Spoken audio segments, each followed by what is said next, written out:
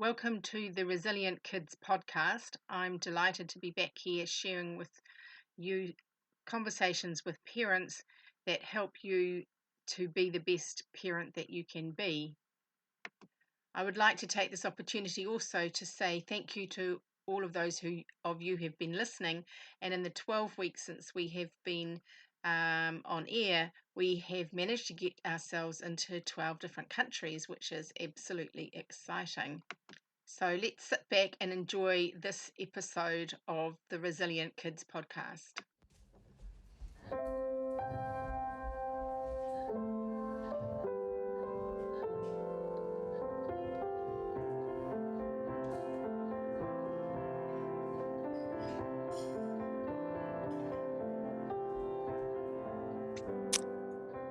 Well, good morning, Katie, and good morning, everybody. I'm Madeleine Taylor from Resilient Kids, and this is our podcast, 25 minutes or so. I'd like you to welcome Katie. And Katie, would you like to introduce yourself? Yeah, thank you. So I'm Katie Sherriff. I am a mother of an 8-year-old. I've got a male partner and I live in Wellington. Fantastic. And what do you think that you'd like to talk about with us today, Katie? Well, there are quite a lot of different things that I thought I could talk about, but I think the one I'm probably most interested in is new family dynamics. And so what it was like bringing a partner into a single parenting dynamic. Mm-hmm. Okay, that's a really useful conversation because often we talk about what it's like when we're coming to be on our own, but we don't talk much about how to recreate it or create a new entity, which is really what you're doing in forming a whole new group. So what do you already know about it, Katie? Well, it's a tricky one, isn't it? So when I had my son, so I raised him as a single parent from when I was pregnant. Mm-hmm. And so in terms of what I know about bringing a new person into the relationship, it was, to be honest, mostly what I'd heard on TV, what I'd seen in movies, and it tended to be those rose tinted glasses, where everything ends in a happy ending. Yay. Exactly. I didn't expect all the different road bumps that it has. I definitely wasn't really prepared for what the strain would be like on myself, on my son, and my now partner. So it was sort of going in blind, to be honest. And then as we were navigating everything, I realized that there was a lack of support and resources available out there. It tends to be focused on parenting as a couple or parenting on your own and not this new sort of dynamic. So if you were going to be writing a book or a little, well, we're talking about it now. So, what would your advice be to new families reconstituting themselves? If you were listening to this maybe all those years ago, or I don't know how long ago it was, those times ago, what do you think you'd be wanting to hear about things that would make it easier for you? I think it would have been good to have some validation, to know that it's okay to not always be okay, and to know that it's perfectly normal to have high tensions, to have some confusion, perhaps even to have some doubt. I think those are very real and valid feelings that everybody has. Some advice is it takes time and it takes effort from everyone. So it takes effort from the parent, from the partner, from the children as well. It really does have to be everybody putting the work into the relationship, and having time for myself, having time with my partner, and having time with my child, but also ensuring that they have time together as well, because it's really important to foster these relationships between all of us. And open communication, we've really, really benefited from being quite open, quite honest, talking about our needs, talking about what we're wanting from our relationships, and then putting in that work to give each other what we need, and setting quite clear boundaries for, what may and may not work. And how did you know to do all that? Some of it was intuition. Some of it was I took a parenting course about 3 years ago, and I learned a lot then. And I'm speaking to other people as well. So speaking to friends who had been in similar situations. There's always the doom scrolling on the internet, which may or may not actually be quite helpful. Personally, I find it quite useful going into some online groups of single parents, bringing people into their fold and listening to their advice was actually quite helpful for me. It's just sort of nice to get that perspective, sometimes from anonymous people, about what does and doesn't work. Right. So you've talked a lot about the things that you did, but how did you actually get to do it? What did you actually have to do? What we had to do, a lot of it was we have what they're called family meetings. And so maybe once a month, what we'll do is we'll get together, and it's an opportunity to say, hey, I've really appreciated you doing this, and I wanted to say thank you so much. And so, just sort of talking about what works really well, but also highlighting what hasn't been working well. And so, for instance, it might be, in the mornings you've been walking around really loudly, and it's hard to start the day off when you're feeling a bit,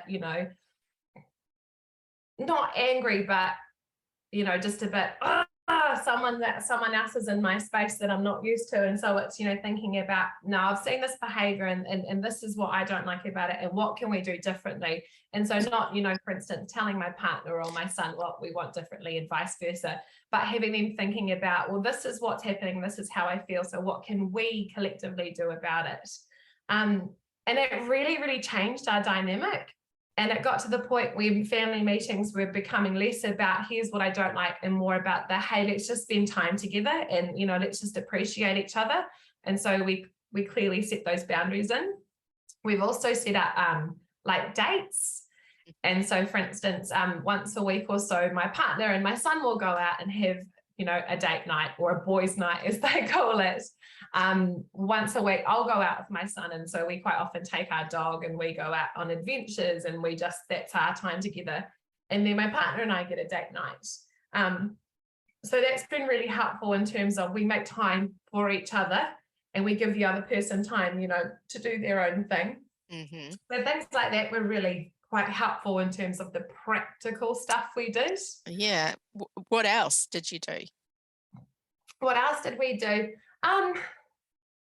Having time as a family. And so we stopped watching TV while we ate dinner, and we started having dinner at the table. And that was a time when we just have a little bit of music in the background, our phones are away, we're eating dinner, and we talk about, what was the highlight of your day? What did you learn today? How are you feeling? And having that family time as a unit has really brought us a lot closer together. And other things as well, like your weekly traditions. So on Friday nights, we'll have fakeaways or something like that, and we'll watch a big movie on the projector. And just having that time together is really helpful. But I think the biggest thing for us has just been really honest, open communication. And so, if I can see either myself or my partner or my son is, upset or tense or something, giving them their space, because we need that, but also having that opportunity to talk about, what's happened, what can we do about it? Do we need to come together, or do you just want a one-on-one conversation? Wow. So that sounds really lovely.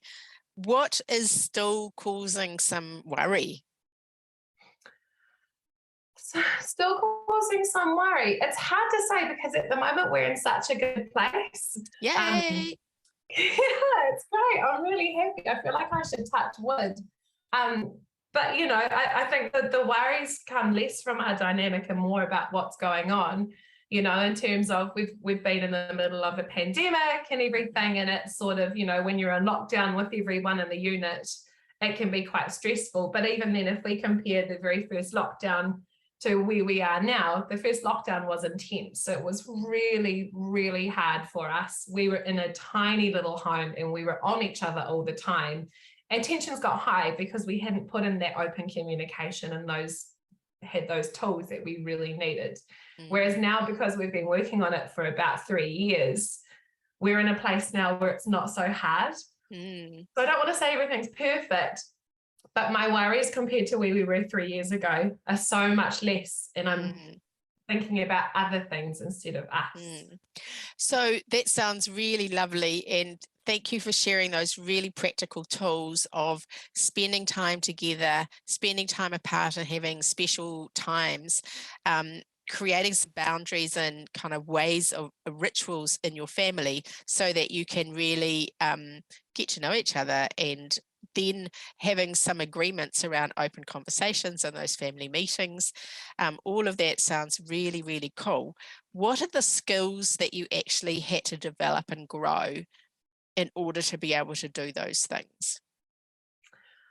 One was feeling brave enough to speak up. You know, sometimes I tend to be the kind of person that I don't want to speak up about how I feel because I want everybody to be happy. Sure. And, you know, I sort of avoid conflict, if you will. And so one was feeling brave enough to speak up and knowing that I'm going to be heard. Active listening, it was a really useful tool that I learned. And so it's asking questions such as what and how instead of why. And so, for instance, instead of saying, why did you do this? It was, what did you think would happen? And so giving people that opportunity to really talk about, you know, the actions and what they did. And instead of me sort of putting them on the defense, if you will, and that sort of made our open communication just a lot healthier, a lot easier, and we were able to understand where each perspective was coming from. Also setting some sort of boundaries for myself in my own time has been something really useful, because it was just my son and I for such a long time, and we are so very, very, very close. I didn't really have that many boundaries for myself and taking the time out to do what I needed to do. And so with all of this open communication, I've been able to think about, well, what do I need when I'm feeling stressed? And that might be going for a walk, or that might be sitting in my room and reading a book, or that might be cooking a meal or something, anything. But it's having the ability to acknowledge how I'm feeling and to say, this is what works for me. So this is what I'm going to do to help ease the tension, or just to simply get away, or do what I need to do, because it doesn't just benefit me, it benefits everybody else. Well, that sounds really neat. So being able to manage by practicing those open questions, by setting some boundaries for yourself around your own self-care, and by being able to practice that active listening, enabled you to be able to have this open communication. The other thing that you talked about was the decision that you made to be brave. How did you manage that? It wasn't easy, because it has really gone against who I am as a person, which is, you know, keep the peace, keep the peace.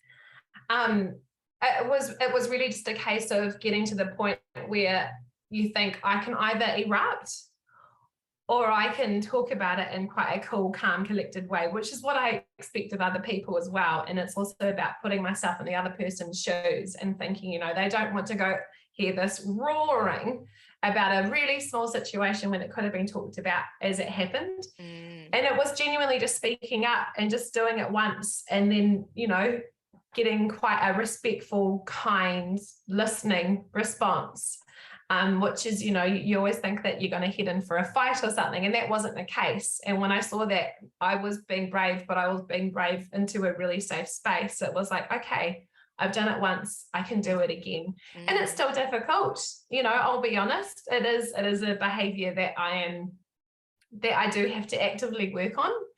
But the more I do it, the more comfortable I feel. Yeah. And the interesting thing, isn't it, that somehow or rather we think that we have to keep the peace by not telling people what it is that we need. And yet, how do they know unless we tell them? Exactly. They can't read minds, and I can't read minds. And because we set that example, it means that everyone else can speak up as well, because I might be doing something that somebody doesn't like. And I need to know that so that I can be more mindful. It's yeah. So how has it been that you've been able to practice receiving that feedback when people don't like what it is that you've been doing? What's that been like? I mean, no one ever really likes being put in that position, but I tend to take feedback on quite well. and I think it's acknowledging that it's not coming from a bad place, it's coming from a place of love, and people are raising it because they want it to be better, not to sort of start a fight, but to say, hey, this is something that we need to work on. And so I think it's always about sort of in that moment taking that step back to think about where is this coming from and what's the outcome, and asking people questions as well. And so no, if someone says something and you know you're a bit sure, it's just sort of saying, you know, what do you want to change, to sort of get a little bit more into that sort of side of it. So you're exploring a bit more. Yeah, exploring a bit more and getting some more understanding. And tell me, Katie, what do you think has been the impact of this shift in the way you're living on your son? What do you think's happened for him? He's really flourished. He's really, really flourished. When he's at our house, you know, I know that he feels loved. His confidence has really boosted, and he knows that he is a safe space. It's really beautiful watching his relationship with my partner.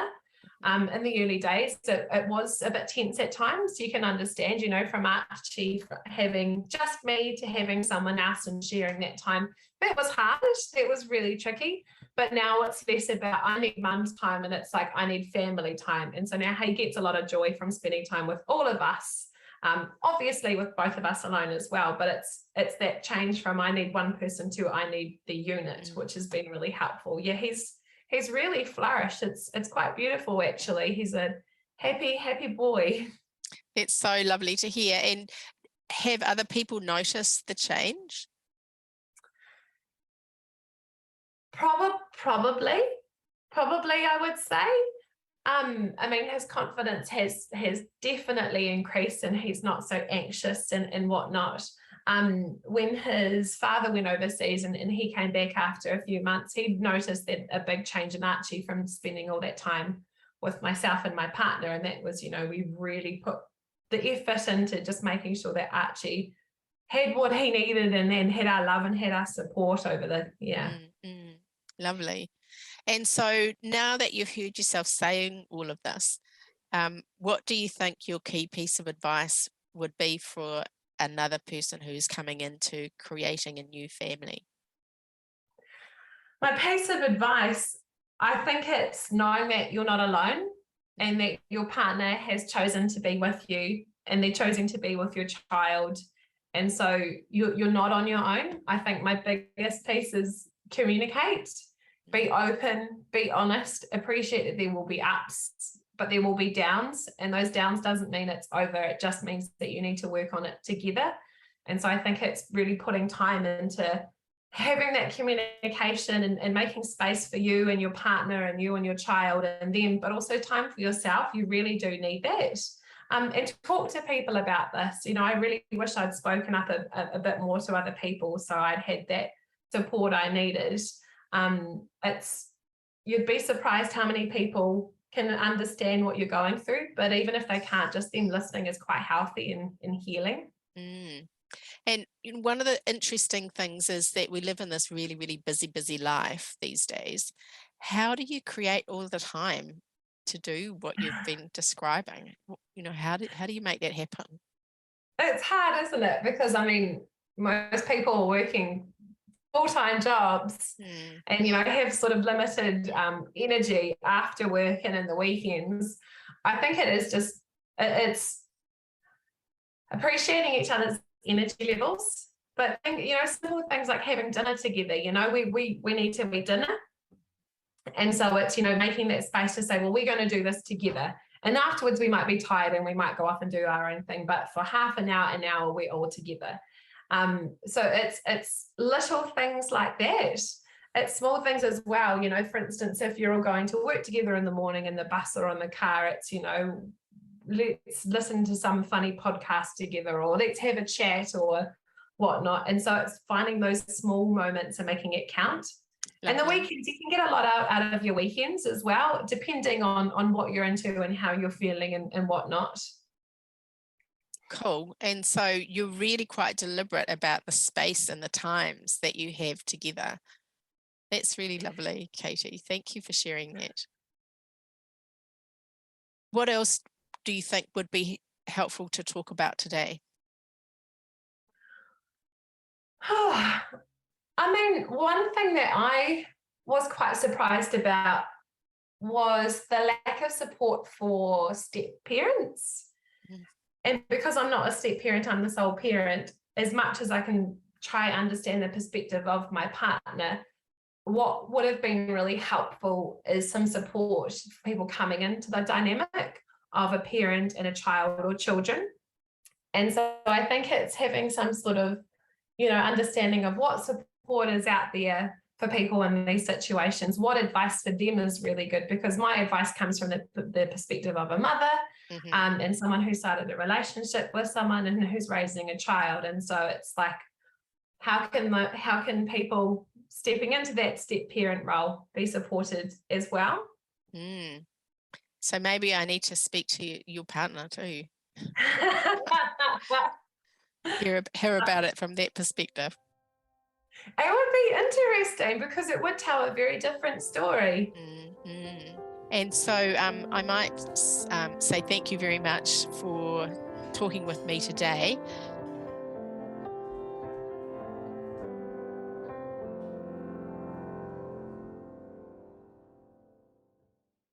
Thank you very much for taking the time to talk with me today and for sharing your fabulous ideas. Remember, if you want some more support, please go to www.resilientkids.org.nz. Reach out.